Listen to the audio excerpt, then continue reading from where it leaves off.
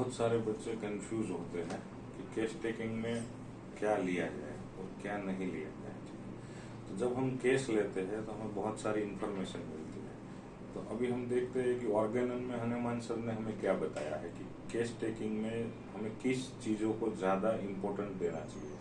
तो aphorism number 5 में specially for the chronic disease में हनुमान सर ने क्या कहा है कि moral, intellectual character, occupation, mode of living and habits, his social and domestic relations, age, sexual functions are to be taken into consideration।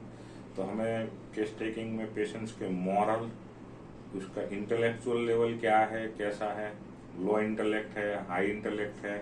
Low intellect में क्या आएगा, इम्बेसिलिटी, indolent, speed भी स्लो रहेगी। हाई इंटेलेक्ट में क्या आएगा, witty, quick reaction, decision power. Will में क्या रहेगा, विल या तो नेगेटिव रहती है या तो पॉजिटिव रहती है। वीक विल में टिमिडिटी, बेसफुल, साइनेस, एम्बरेसमेंट। और स्ट्रॉन्ग विल में डिफाइंट, रिवोल्यूशनरी, करेजियस, ऑडेसिटी। तो ये सारे विल है, इंटेलेक्चुअल है। और मॉरल्स आते हैं। मॉरल्स में भी कैसे मॉरल्स होंगे, bad morals and good morals. Moral want of malicious, vindictive, revengeful, ये बैड मॉरल्स में जाएगा।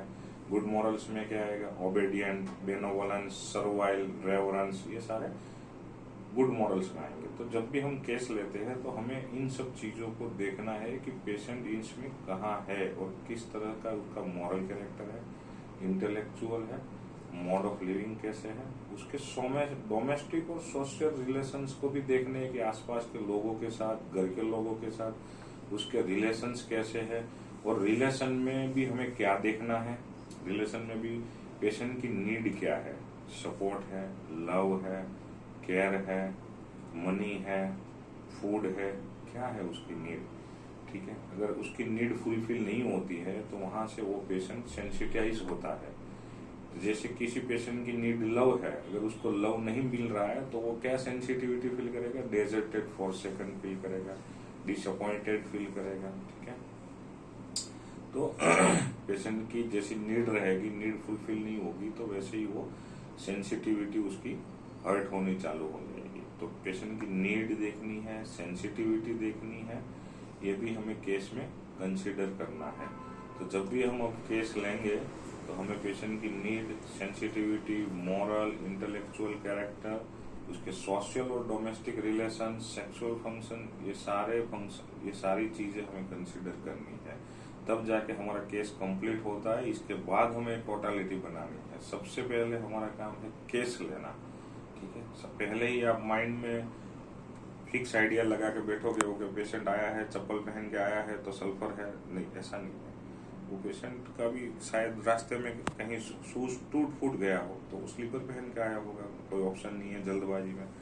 तो ऐसी चीजों से जज करने से अच्छा है कि पहले आप पूरा केस लीजिए, उसकी लाइफ स्पान लीजिए और उसमें पेशेंट कहाँ कहाँ उसकी सेंसिटिविटी हर्ट हुई है, उसकी नीड क्या है, उसके मॉरल कैरेक्टर क्या है, उसका इंटेलेक्चुअल लेवल क्या है, उसकी काम करने की स्पीड क्या है, और आसपास के लोगों से उसके रिलेशंस क्या है, और उसका सामने रिएक्शन क्या है।